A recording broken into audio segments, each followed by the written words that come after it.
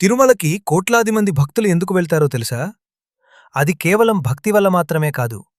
అక్కడ దాగి ఉన్న కొన్ని రహస్యాలు కూడా కారణం. రోజుకు లక్షలాది మంది దర్శించుకునే శ్రీ వెంకటేశ్వర స్వామివారి ఆలయంలో ఇప్పటికీ శాస్త్రవేత్తలకు కూడా అర్థం కాని కొన్ని మహాద్భుతాలు ఉన్నాయి.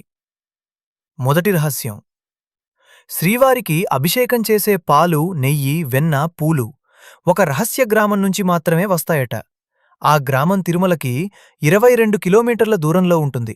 కాని అక్కడికి సామాన్యులకు ప్రవేశమే ఉండదట. ఆ గ్రామ ప్రజలు ఇప్పటికీ కఠినమైన సంప్రదాయాలను పాటిస్తారని చెబుతారు. ఎవరైనా బయటివారు అక్కడ అడుగుపెట్టడం కూడా అనుమతి లేదట. ఇంకో ఆశ్చర్యకరమైన విషయం: శ్రీవారి విగ్రహానికి నిజమైన జుట్టు ఉందని తెలుసా? అది ఎప్పటికీ చిక్కుపడదట. ఎప్పుడూ మృదువుగానే ఉంటుందట. దీనికి వెనుక ఒక పురాణ కథ ఉంది. భూమిపైకి వచ్చినప్పుడు స్వామివారు ఒక ప్రమాదంలో కొంత జుట్టును కోల్పోయారట. అప్పుడు నీలాదేవి అనే గాంధర్వ రాజకుమారి తన జుట్టులో కొంత భాగాన్ని స్వామివారికి సమర్పించిందట. ఆ భక్తికి మెచ్చిన శ్రీహరి ఆ జుట్టును స్వీకరించారట. అప్పటినుంచి భక్తులు తిరుమలలో తలనీలాలు సమర్పించడం ఒక పవిత్ర ఆచారంగా మారింది. ఇంకో ఆశ్చర్యకరమైన రహస్యం తెలుసా? ఒకసారి శ్రీవారు బాలుడి రూపంలో అనంతాల్వారికి ప్రత్యక్షమయ్యారట.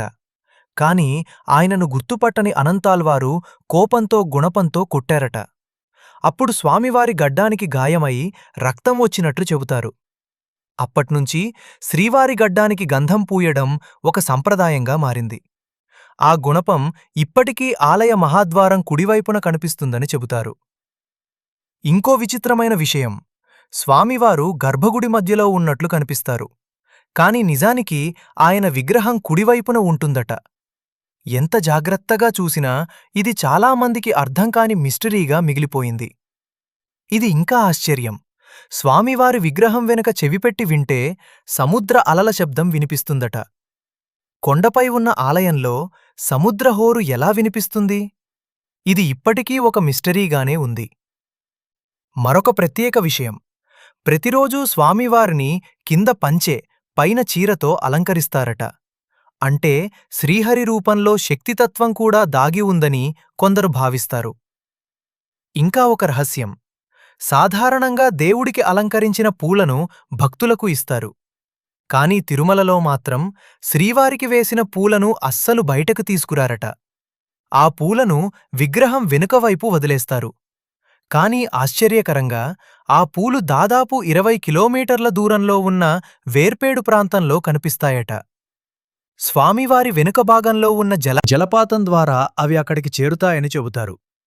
అవి నిజంగా ఎలా చేరుతాయి? ఎవరూ ఖచ్చితంగా చెప్పలేకపోతున్నారు. ఇంకో మహాద్భుతం: స్వామివారి విగ్రహం వెనుక భాగం ఎప్పుడూ తడిగానే ఉంటుందట. ఎన్నిసార్లు తుడిచినా ఆ చల్లదనం, తేమ మాత్రం తగ్గదట. ఇది చూసిన చాలామంది భక్తులు దీనిని దైవమహిమగా భావిస్తారు.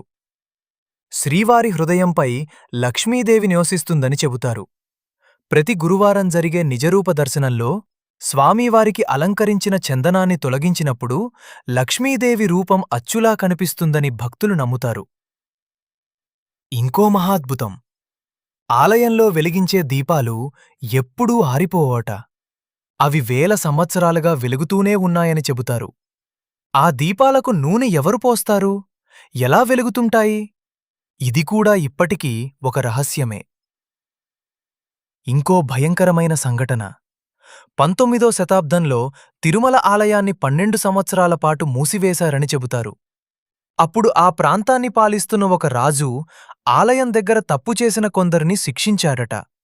వారిని ఉరితీసి ఆలయ గోడలకు వేలాడదీశారని స్థానిక కథనం చెబుతుంది. ఈ సంఘటన తర్వాత ఆలయం 12 ఏళ్లపాటు మూసివేయబడిందట. అదే సమయంలో శ్రీవారు ప్రత్యక్షమైనట్లు స్థానికులు నమ్ముతారు. ఆలయం మూసివేసినా స్వామివారి మహిమ మాత్రం ఆగలేదని భక్తులు చెబుతారు. ఇంకో ఆశ్చర్యం: పచ్చకర్పూరం సాధారణ రాతిని కూడా పగలగొడుతుంది. కాని ప్రతిరోజూ శ్రీవారికి కర్పూరం రాసినా ఆ విగ్రహానికి ఎలాంటి బీటలు రావటం లేదట.